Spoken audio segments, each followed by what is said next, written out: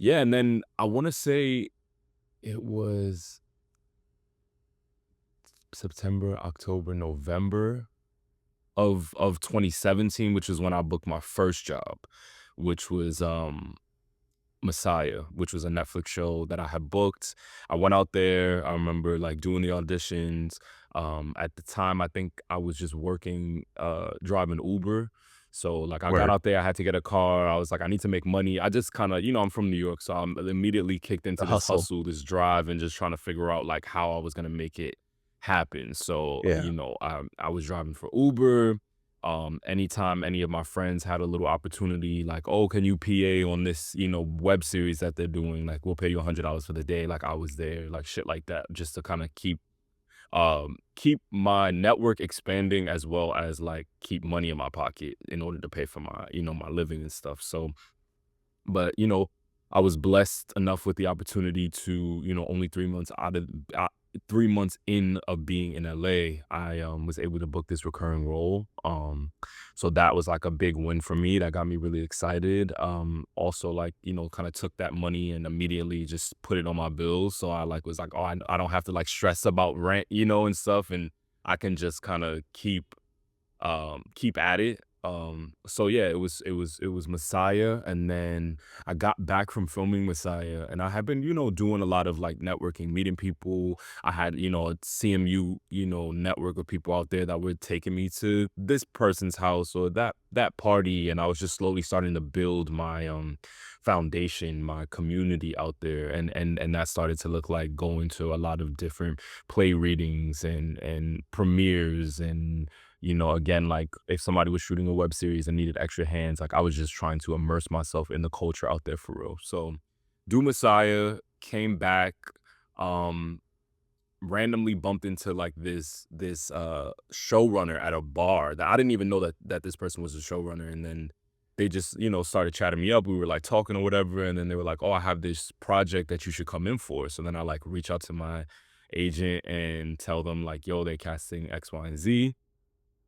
End up taking that audition, and then, yeah, like, did that audition, got really far in that process, made it all the way to, like, final callbacks, or producer session, because final Yeah. callbacks more for theater, producer session for film and TV, but, yeah, like, did that, met with the whole team, um it was for a series regular. I was so ready and just like, "Yo, like, yes, like, I'm ready to leave." By that point, I think I was working at a restaurant because I needed more income, and I got a really good job at this restaurant, thanks to one of my friends who, from college. So yeah, didn't end up getting that role. They offered me a guest star spot. I was actually filming reshoots of my first job when they offered the guest star spot. I did the guest star spot. It was shooting in Atlanta, so as I'm flying out to Atlanta for the guest star role, which was gonna, put me in Atlanta for maybe 3, 4 days, I got my first audition for Wu-Tang.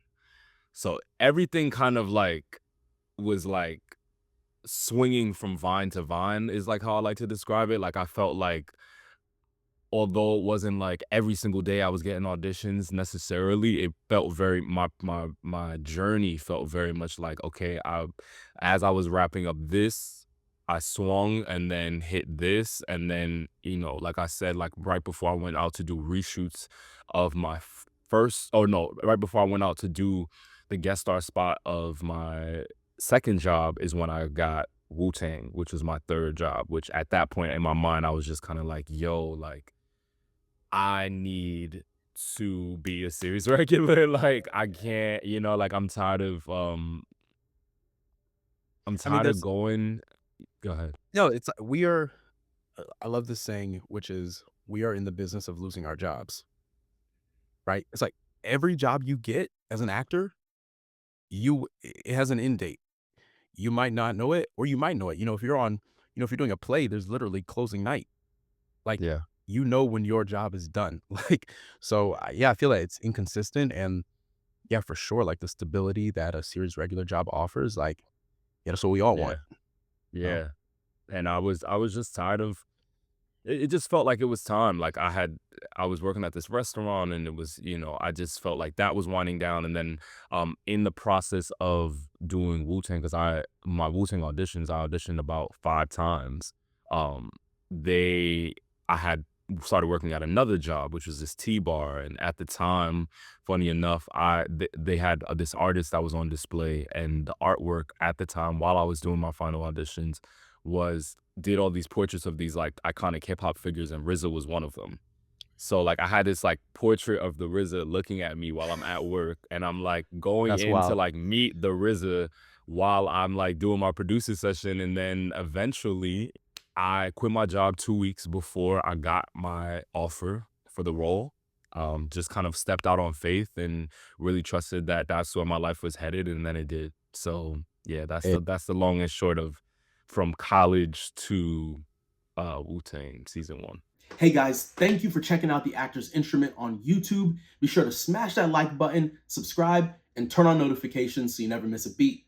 You can follow us at Actors Instrument Podcast on all social media platforms. Till next time, y'all. Peace.